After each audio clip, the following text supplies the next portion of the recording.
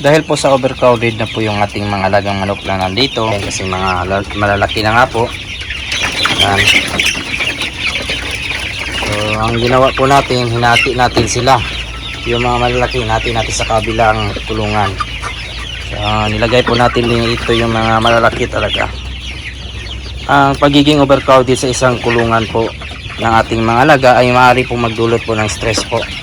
At pag na-stress yung ating mga alaga, posible pong magkasakit po sila, magkasipon. Yan yung number 1 po na mangyayari sa ating mga alaga.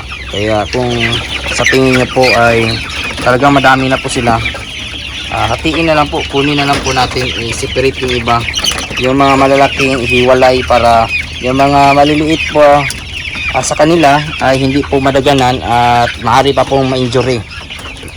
Kung ma-injury yung ating manok, sigurado po ay mababawasan yung ating kita. So, tingnan po natin. So, dito sakto na po sila. Nakakawala po ng stress sa ating alaga yung pagbibigay po ng mga electrolytes po, vitamins.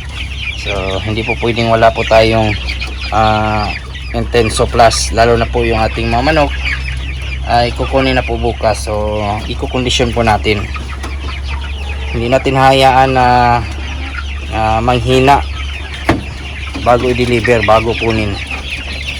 So, ayaw na ayaw po natin mangyari po yan, masisira po tayo sa ating mga buyer po. Kaya kung maaari, kondisyon nyo po bago ibigay. Sa kabila naman ay titingnan po natin. So yan o, dali na ubos yung feeds. So yan, meron din po yung Intenso Plus. Busog na busog yung ating alaga. Yan. So baka mag-iwan pa po tayo ng konting pagkain po nito bago tayo alis, para buong gabi makakain din po sila. Grabe pa kainin yung mga ganito na manok, na mga ganito na kalaki. Kayang umubos nito ng 2 kilo po sa isang araw, yung ganito karami na nasa 60. Tambayan, andito po tayo ngayon sa Alabil, Sarangani Province, sa Poblacion Spring. So yan, bibili tayo ng mga dito, mga pabo, panghanda po natin sa darating po na December, at bibili din po tayo ng mga panlitsyon. So yan, madami to dito dati. So yan o, may mga panglitsyon dito, marami. Daghan imong bayid ri ka? Daghan po mga mga. Kaya kumusta pag-alaga sa pabok ya?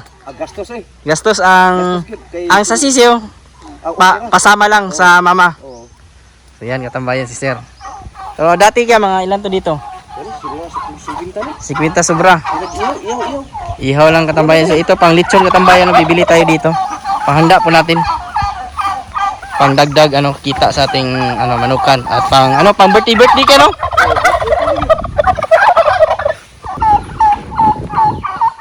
Ako yung area dito ka no? Ako kayo. Hindi ka no, laki na dito. Okay na ka lang sa Hindi madakot ka. Masubok ba? Ang kasunod dito. Sakara kasunod.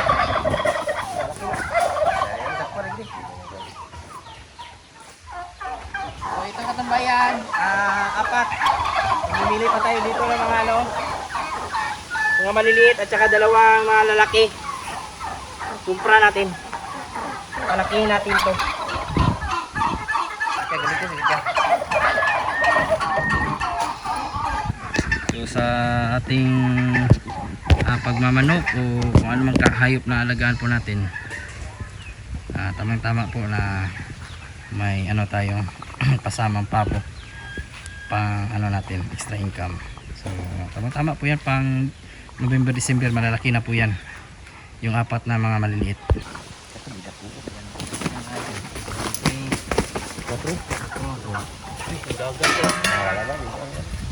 Tambayan, so yung babayaran po natin kay Sir Nato, 5,100.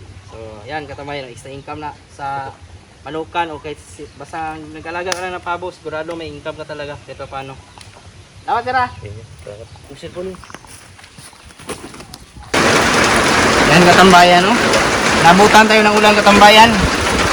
So yan, napakapangit na naman po ng panahon. Andito tayo sa ating manukan. Mga manok natin dyan, pagilid. Ayan. Ayan sa loob. Ang ganito po ay gagawin po natin ay puputulan natin ng patpat yung nila. Isang patpat para sa ganun ay hindi po makalipad. Ayan po yung ating mga pabo katambayan, no? So puro lalaki yung ating kinuha kasi yung lalaki ay mas mabilis pong lumaki at mas mabigat kumpara po sa babae. So puro lalaki yan, mga maliliit na apat. So mga 2 to 3 months from now wala na, pwede na yan ilitsyon. Nasa 5 to 7 kilos na po yan. Ganun ang mga diskarte natin. So ano po yan, alkansya po natin. So dadating ang time na pwede natin ibenta po natin.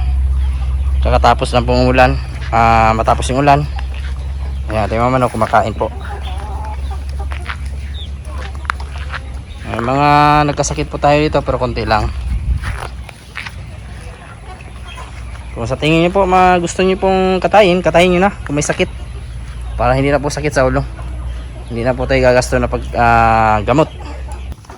Sa pag-aalaga po ng manok, isa sa pinakamagandang i-partner po talaga sa ating manukan ay pabo. Ang pabo at saka manok, maraming nagtatanong kung nag-aaway ba sila. Hindi po nag-aaway po yung pabo at saka manok po natin. Basta nasanay na po sila. Siguro sa umpisa mag-aaway po yan, pero mga ilang araw ay maging okay rin po ang lahat. So masasanay po sila na magsama sa isang manukan o sa isang area. So yung ating mga pabo po dito sa labas na binili po natin nung nakaraang araw ay may bibili po sa atin. So ililitsyon po nila yung isang malaking pabo at yung isa po na nandito rin po. So nasa 4 to 5 kilos po yan yung isa. Timbang ko po natin yan. So ganun po kabilis ang kitaan sa pagpapabo o paglalagay po ng extra income sa ating manukan. Lalo na po ngayon, bare months na po, nag-umpisa na pong nabibenta yung ating mga pabo. Kaya nga isa sa rason na kumuha tayo ng mga pabo, puro lalaki talaga kasi mabenta kasi yung lalaki kumpara po sa babae na pang breeding lang po.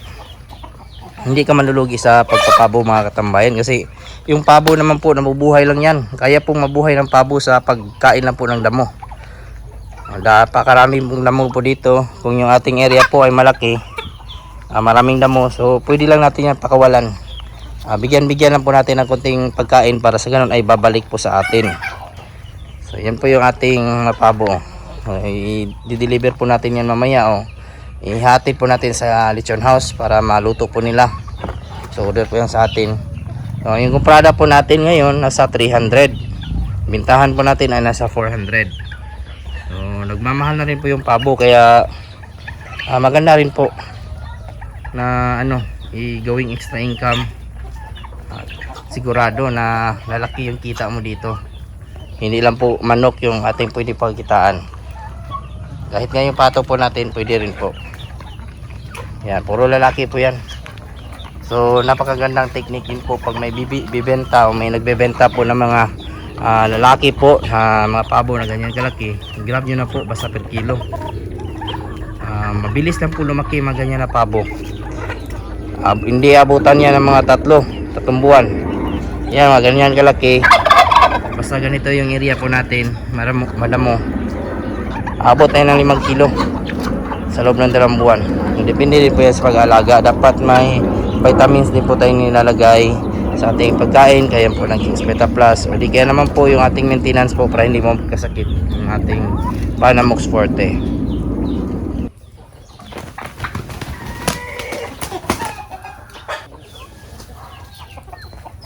Itong dalawang to mga katambayan ang ipapalitsyon natin ngayon.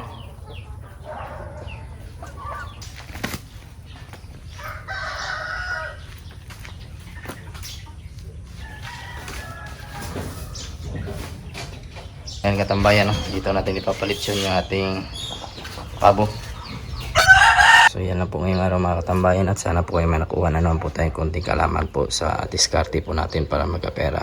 Sa mga bago po pala nating subscribers and viewers, welcome po sa aking channel, at kung kayo lang po ay napadaan ngayon, sana po ay consider niyo po na subscribe, follow at i-like din po yung ating Facebook page Punok Tambayan. Nag-upload na rin po tayo doon, malaking tulong po yan. Shoutout po pala po sa aking tita po na si Nanay Bingbing Di Guzman, na birthday niya po ngayong araw. Happy birthday, Nay.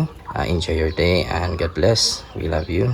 Kabuli Vlog TV watching from Alogan, San Policarpo, Eastern Samar, Abu Iftar Gogo, Magundaza. At sa mga nanonood po dyan ngayon, shoutout po sa inyo lahat. Sa mga hindi ko naman po na shoutout, isa-shoutout ko lang kayo sa susunod. Maraming salamat, God bless, at ingat po kayo palagi. Bye-bye.